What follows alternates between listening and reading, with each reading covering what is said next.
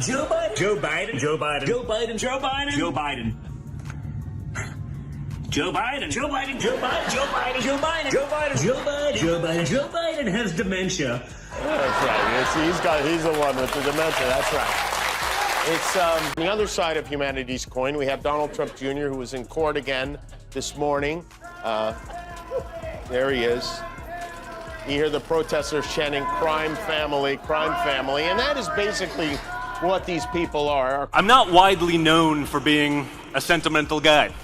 Anyone who's seen me on social media knows I'm far more likely to crack a joke or get myself in trouble for posting some grossly inappropriate memes than I am to shed. Jimmy Kimmel did not simply toss out a quick joke during his late-night monologue and move on.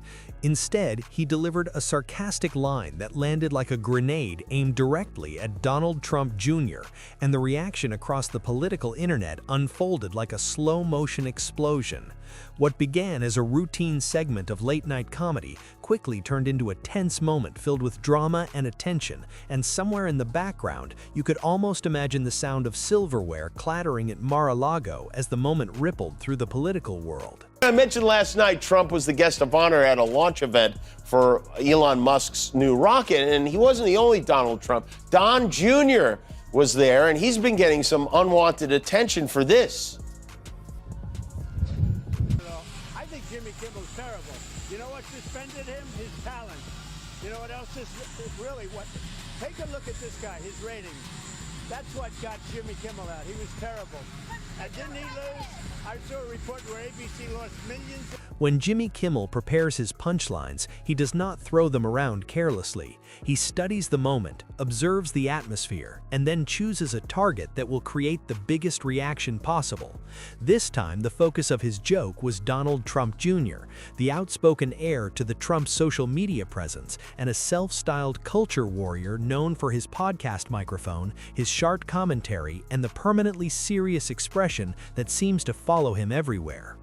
Crime family, the Gambozos, if you will, and Don Jr., he's so embarrassing. He's on the stand, he's testifying in this $250 million fraud trial, and he has to compliment. He said his father is an artist with real estate. Yeah, he's an artist. He's Vincent Van Gogh to jail with real estate. He also boasted that his dad is the father of hotel. Because when someone challenges or mocks the Trump brand, it is never just about teasing a single personality. It means stepping into a powerful political dynasty that treats criticism like a competitive sport, and no one represents that instinct more strongly than Donald Trump himself. But it looks like it was some party. One of these presidents is wearing a mask. I'm not sure which one. Another guest at the party dressed up as Hunter Biden and brought a blow-up doll, which I'm sure Rudy Giuliani ended up going home with. And while Don Jr. was in New York preparing to testify in court, his fiancée Kimberly was at the party dressed up as Trump's constituent, Snow White. Don Jr. was not at Daddy Donald's last night. The prodigal son was being grilled as part of the $250 million case against their business. Late-night comedy has always maintained a complicated relationship with politics. Sometimes it gently nods toward political issues, sometimes it pushes them with a playful nudge, and at other times it hits them directly with sharp satire. Jimmy Kimmel has never hidden his own views on political matters. Over the years, he has turned his monologues into moments that feel like short political therapy sessions, poking fun at policy mistakes, personality quirks, and political drama. His audience expects this style and continues to tune in for it because the rhythm is familiar. There is the setup, the exaggeration, the raised eyebrow, and then the applause. That again in slow motion. He goes to the pocket, he fishes around, and well, let's not jump to conclusion. Maybe he's got some fun dip in there. You know, maybe his veneers were hurting and he needed a little dollop of Sensodyne. Whatever it was, it didn't stop DJ TJ from posting another super cool TikTok video from inside a rocket that unfortunately did not launch. This time, however, there was a different feeling in the air, because Donald Trump Jr. is not simply another political figure who fades quietly into the background. He thrives on confrontation and leans into outrage as if it were part of his public brand. Social media is his main arena, and cable news serves as his training ground. So when Kimmel directed his joke toward him, it was not merely a quick punchline. It was an invitation to react, and Donald Trump Jr. took that invitation. Is tiny soprano. I wonder what's going through his head right now. I should have worn makeup. Oh, yeah, good one. Here's the thing about Don Jr. What he lacks in intelligence, he also lacks in charisma. So, and as with all cases involving the family Trump, DJ TJ was sworn in on an upside-down Bible. He will finish his testimony tomorrow, and then Eric will testify, and then Trump will claim he's never met either. At first glance, this situation appeared to be the usual kind of clash between a celebrity and a political personality. A late-night host makes a joke, and a political figure responds. Headlines appear, and the story fades. But this situation was slightly different. Kimmel did not simply point out a passing controversy. He highlighted a contradiction that often surrounds Donald Trump Jr., the image of a strong defender of free speech who frequently expresses outrage when he becomes the subject of jokes. The irony almost explains itself, and Kimmel wisely allowed that irony to stand on its own.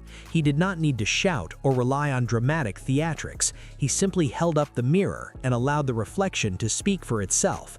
That moment is when the tension began to rise. Donald Trump Jr. did not respond quietly or casually. His reaction was intense and direct. Social media feeds quickly filled with responses as supporters rallied behind him and critics joined the debate. What started as a simple late-night joke quickly grew into a larger cultural clash that felt like more than just comedian versus commentator. It began to resemble Hollywood versus MAGA, satire versus loyalty, and humor versus outrage. When reports began circulating that Donald Trump himself was not amused by the joke aimed at his son, the story shifted from a playful moment of comedy into something that felt like a political flashpoint, because the issue was no longer only about Donald Trump Jr. It had become about loyalty, legacy, and defending the Trump brand. Someone put a gym in a building somewhere, but no one did it at the scale of my father. He's saying that his father, the father of the hotel gym, is a guy who's never stepped inside one, okay? The amount of ass kissing in this trial is insane. DJ TJ, of course, denies any and all wrongdoing and is instead going with the "our accountants did it" defense. I'm not supposed to rely on a big five accounting firm, like one of the biggest accounting firms in the world. I can pay them millions of dollars. I rely on them to do accounting, but I'm supposed to know more than that. The Trump brand has never been known for responding quietly, and Jimmy Kimmel seemed perfectly comfortable leaning into the reaction, because this kind of chaos is the environment where late-night comedy often thrives. The more dramatic the backlash becomes, the more material it creates for new jokes. Each angry post becomes another punchline, and every furious rebuttal turns into the setup for the next segment. The louder the criticism grows, the sharper the comedy often becomes. Yet beneath the laughter, a deeper story begins to unfold. This moment is not simply about two public figures trading sarcastic remarks. It represents the collision between entertainment and politics in a time when the line separating the two is almost invisible. Late-night hosts now influence public conversations, while political families operate like media brands, and even a single joke can quickly transform into a national headline. Jimmy Kimmel understands this landscape very well and thrives inside it. Donald Trump Jr. also understands the same environment, though he approaches it differently, by responding directly and intensifying the moment. The tension can easily grow when a joke targets someone close to Donald Trump, because criticism directed at a family member often becomes personal. Donald Trump has never been known for ignoring criticism, whether expressed through public statements, rally speeches, or social media voices supporting him. The reaction often fuels the spectacle even more.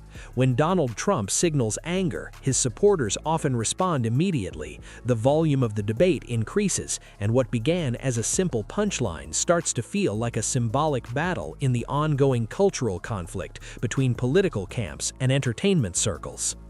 Actually literally inside a Falcon Heavy rocket right now. Does not get cooler than this. Each one of these engines has the equivalent of 4 747 engines, each one. And there's dozens of them in these rockets. But each one of these guys, 4 747 engines. He's fine, everybody. There's nothing to worry about at all. Where's Hunter? Jimmy Kimmel is not unfamiliar with this kind of backlash because he has faced political criticism before. He has seen calls for boycotts, social media outrage campaigns, and waves of controversy. Yet each time, the moment eventually fades while the show continues to draw viewers. The pattern has become almost predictable. Public outrage spikes, media coverage grows, and audiences become even more curious. When Donald Trump Jr. pushed back and reports suggested that Donald Trump was frustrated by the joke, the result was not silence, but even greater attention. Video clips circulated widely, commentary filled the internet, and analysts began debating whether late-night comedians should avoid political topics, even though that debate had already been settled years ago. Supporters of the Trump family described the joke as an example of elite mockery from Hollywood figures, while fans of Jimmy Kimmel argued that humor is a legitimate way to hold powerful figures accountable. The moment created a picture of two different perspectives reacting to the same punchline, while millions of viewers watched the drama like the final episode of a reality series that no one expected, yet everyone kept watching. What makes this clash particularly fascinating is not just the personalities involved, but the symbolism behind it. Every monologue now has the potential to become a political message. Every social media post can turn into a rallying call, and every late-night joke risks becoming a lightning rod in national debates. This moment matters because it shows how thin the boundary has become between entertainment and influence, and how quickly humor can shift into hostility when it touches powerful figures. A single joke aimed at Donald Trump Jr. managed to spread outward until it reached the political sphere surrounding a former president. There's even some worry Don Jr. could be tried as an adult in this one. Trump was not there in person to support his sons. He had a Halloween party to host, but he did lash out at the judge on Truth Social. He wrote, "There's no victim except me. Leave my children alone, Engoron. You are a disgrace to the legal profession." That's right, leave my children alone. It's easy. I've done it their whole lives. But I will say one thing you do have to hand to the Trump. The irony of the situation is that both sides gain something from the conflict. Jimmy Kimmel gains relevance and attention, Donald Trump Jr. gains visibility, and Donald Trump receives another example that can energize his supporters. The cycle of outrage continues to operate, fueled by social media algorithms and public reactions. Yet the deeper question is not who won the exchange, but what the situation reveals about the current moment in public culture. When a comedian's monologue can spark political anger at the highest levels, it shows how important public image has become and how strongly some figures react to ridicule. Humor in this environment is no longer just entertainment. It can become a form of influence that shapes public perception. Jimmy Kimmel understands that dynamic very well. He did not shout or campaign, he simply told a joke, but in the current climate, that alone can be enough to create a major reaction. Donald Trump Jr. responded in his usual energetic style, reacting quickly and strongly. Meanwhile, Jimmy Kimmel likely understands that every wave of outrage only keeps the spotlight shining brighter on the moment.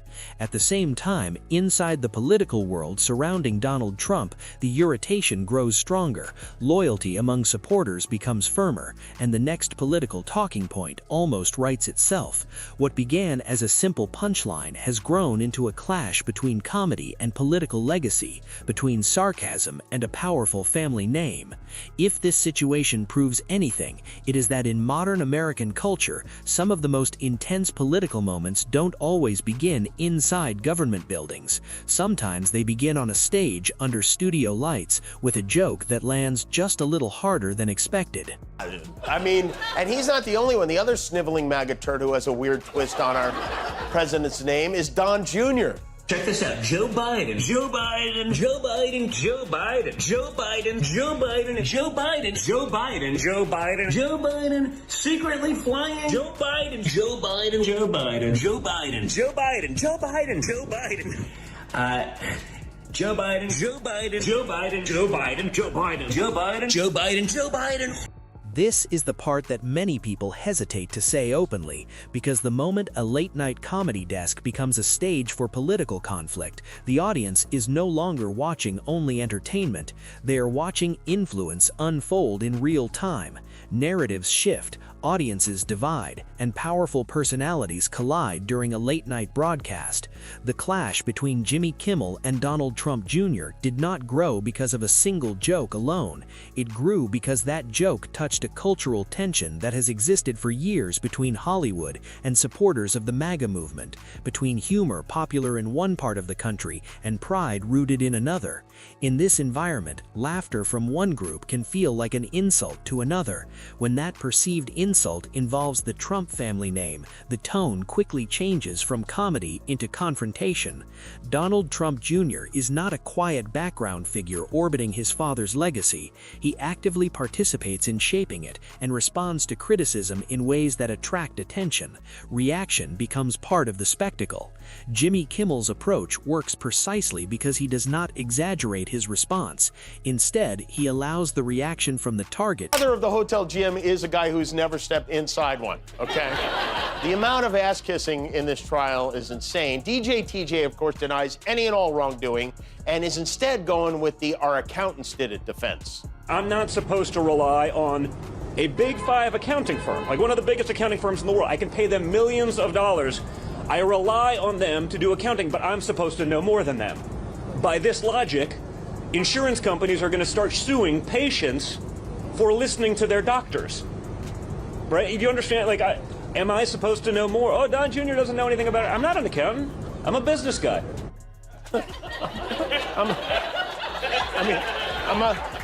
I'm a business guy who had his elbows soldered together, and now I move my arms like a Muppet all the time. And with all the complaining the Trumps do about this trial playing out in the media, you could barely even turn the channel without seeing their lawyer doing an interview with somebody.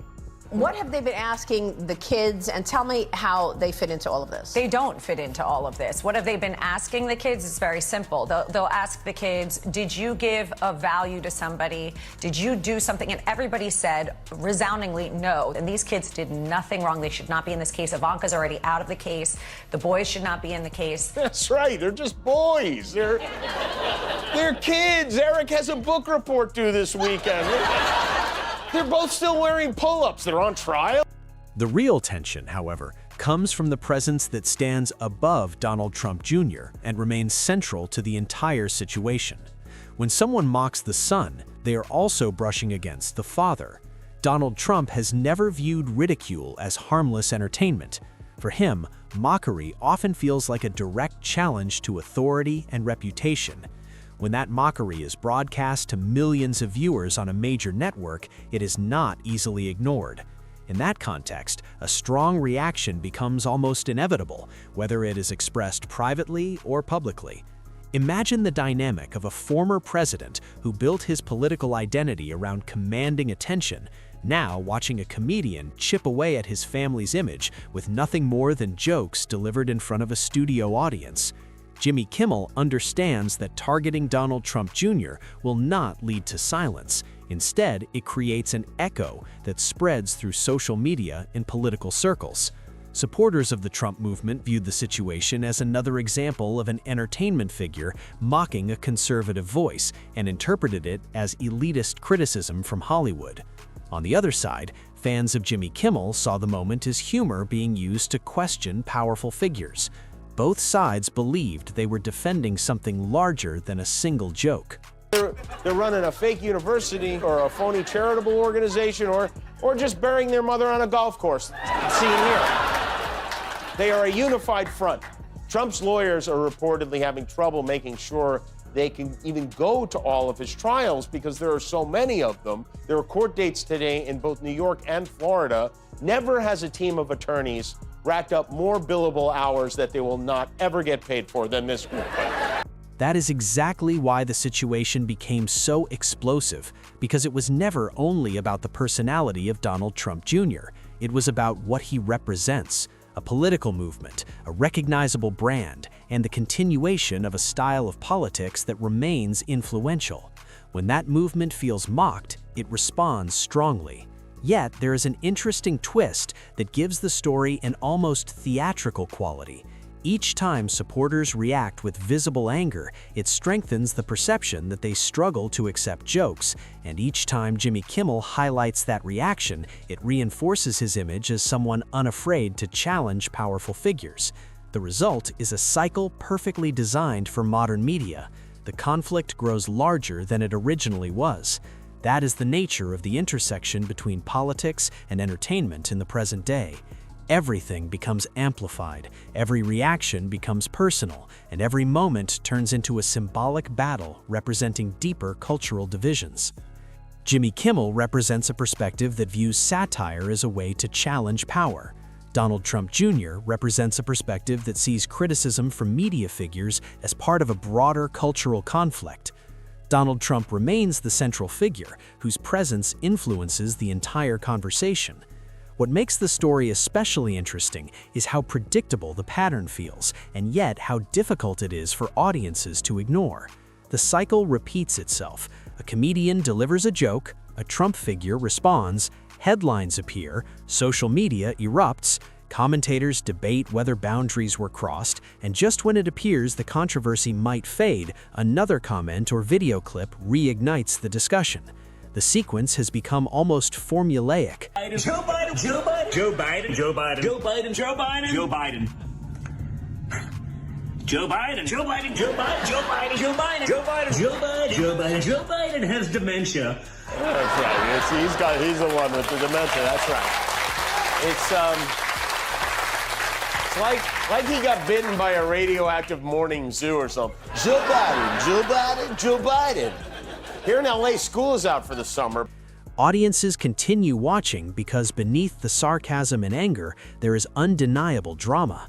There are powerful personalities, long-standing political legacies, and the ongoing struggle over who controls the public narrative in an era where everyone has a platform. Jimmy Kimmel, sitting behind his desk, understands these stakes very well. He is not campaigning for office, and he is not writing laws, yet he influences how millions of viewers perceive political figures. A carefully timed joke can shape an image in ways that linger far longer than a detailed policy speech. For Donald Trump Jr., that kind of influence can feel threatening because the Trump political identity is built on the appearance of strength, confidence, and dominance. Humor that challenges that image feels like erosion. Over time, even small moments of erosion can reshape the larger landscape. In that context, Donald Trump's anger becomes easier to understand because it functions as a defense of the family brand. Yet, the deeper irony is that no one involved can fully escape the cycle. The more the disagreement grows, the more it brings attention to every participant. Some supporters of Donald Trump see the situation as disrespect and as evidence of a broader cultural problem. In modern public life, a joke rarely remains only a joke, and a reaction rarely stays just a reaction. Each moment becomes layered with meaning, interpretation, and competing narratives. There's Sleepy Don taking it all in. And in fairness, that's as close as he gets to being able to sleep with his wife, so he took the opportunity. This is really good. This almost makes me feel bad for him, almost. So it's his birthday, and while there's no good reason for us to be paying to celebrate it, you'd think his wife might celebrate it, right? They're married, and well, watch this. Look at his hand. He makes a little move to lock pinkies, and nope. As a result, the story is unlikely to end quickly. Jimmy Kimmel will probably reference the backlash again and use it for another round of humor. Donald Trump Jr. may respond again and present himself as a target of establishment criticism. Donald Trump may even include the episode in future speeches as evidence that the cultural conflict he often describes continues. Meanwhile, the public will take sides, as it often does. What began as a quick late-night joke has turned into a reflection of the times we are living in, where comedy and politics are deeply intertwined. where a single line can spark a national debate and where emotional reactions travel faster than careful analysis. As long as that environment continues, the desks under studio lights will remain more than entertainment stages. They will function as unexpected battlegrounds, where the weapons are not arguments or legislation, but carefully delivered punchlines strong enough to make powerful figures angry and keep an entire nation watching the reaction.